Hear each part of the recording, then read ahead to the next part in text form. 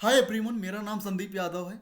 हम यहाँ पे जावास्क्रिप्ट की सीरीज शुरू करने जा रहे हैं, जिसमें हम जावास्क्रिप्ट के बारे में बिगनर लेवल से एडवांस लेवल तक देखेंगे।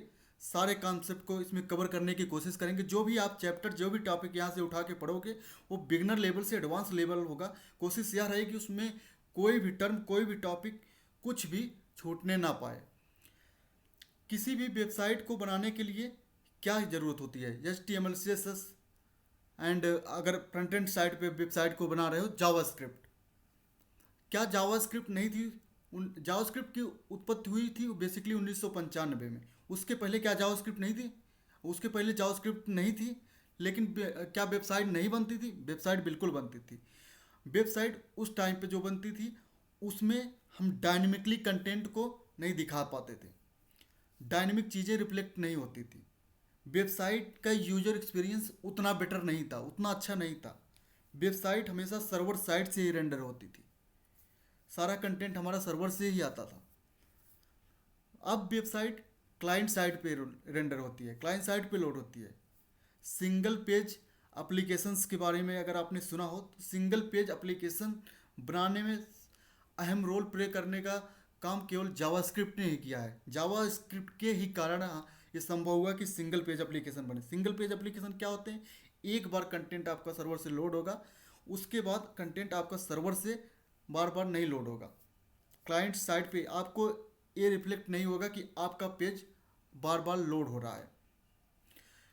जावास्क्रिप्ट इतना पॉपुलर क्यों है? Basically according to Stack Overflow survey, 65% developer using JavaScript. Even और एक इंटरेस्टिंग बात, 98% वेबसाइट में जावास्क्रिप्ट अब किसी न किसी फॉर्मेट में यूज होती ही होती है। इवन पहले पहले बिना जावास्क्रिप्ट के ही वेबसाइट बनती थी। उस वेबसाइट को उतनी अट्रैक्टिव, उतना यूजर एक्सपीरियंस बेटर नहीं होता था, परफॉर्मेंस उतनी अच्छी नहीं आती थी। अब की वेबसाइट आपको इमीडिएट रिस्पांस मिलता है, इतना बेटर यूजर एक्सपीरियंस होता है, आपको लगता ही नहीं है कि हमारा कंटेंट लोड हो रहा है सर्वर से। इसके जावास्क्रिप्ट के पॉपुलर फ्रेमवर्क हैं फ्रंट एंड साइड पे और बैक एंड साइड पे। पहले जावास्क्रिप्ट केवल फ्रंट एंड साइड पे यूज होती थी as a scripting language. Now अब जावास्क्रिप्ट स्क्रिप्टिंग और प्रोग्रामिंग लैंग्वेज दोनों की तरह यूज होती है। फ्रंट एंड पे पहले वैलिडेशन जो है, वैलिडेशन फॉर्म, और फॉर्म में वैलिडेशन कहाँ से लगाते थे? बैकेंड साइड पे लगाते थे।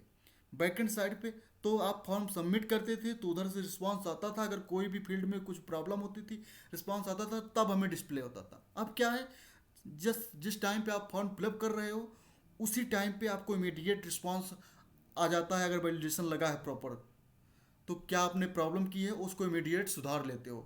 सर्वर पे हमें अननेसेसरी हिट मारने की ज़रूरत नहीं पड़ती है। तो ये सब बहुत सारे बेनिफिट हैं जावास्क्रिप्ट के। अब जावास्क्रिप्ट सर्वर साइड और front end side, client side, दोनों पर यूज होती है। क्लाइंट साइड पे जावास्क्रिप्ट के पॉपुलर फ्रेमवर्क हैं Angular JS, Vue JS, React JS popular library है जावास्क्रिप्ट की। एंड बैकएंड पे पॉपुलर फ्रेमवर्क हैं जावास्क्रिप्ट के Express JS, Next JS and Node JS. Node JS run time environment है, open source run time environment है, जो JavaScript code को execute करता है। इतना ही नहीं दोस्तों, हम और कुछ देखेंगे, बहुत कुछ देखने वाले हैं इसमें जावास्क्रिप्ट में। और एक एक टॉपिक जो भी उठाएंगे उसमें हम एकदम डेप्थ तक जाएंगे। तो इस तरीके के वीडियो देखने के लिए, जैसे और भी हम अब प्रोग्रामिंग लैंग्वेज में देखते हैं, जैसे C++ या जावा में, सब में देखते हैं फंक्शन क्या होते हैं, लूप क्या होते हैं, वेरिएबल्स क्या होते हैं, डेटा टाइप्स क्या होते हैं।